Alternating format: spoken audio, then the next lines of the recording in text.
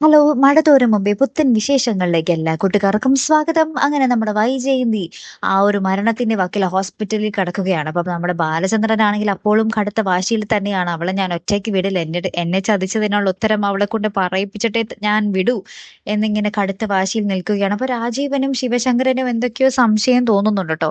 നമ്മുടെ ബാലചന്ദ്രന്റെ ഇത്രയും വെറുപ്പിന് പിന്നിൽ എന്തായിരിക്കും? ഇനി നമ്മുടെ വൈജയന്തിയുടെ മകളാണോ അലീന? ആഗ്രയിലെ നമ്മുടെ വൈജയന്തിയുടെ ആ ഒരു ബന്ധത്തെപ്പറ്റി ബാലചന്ദ്രൻ അറിഞ്ഞോ എന്നുള്ളൊരു കുറേ സംശയങ്ങളൊക്കെ വരുന്നുണ്ട്.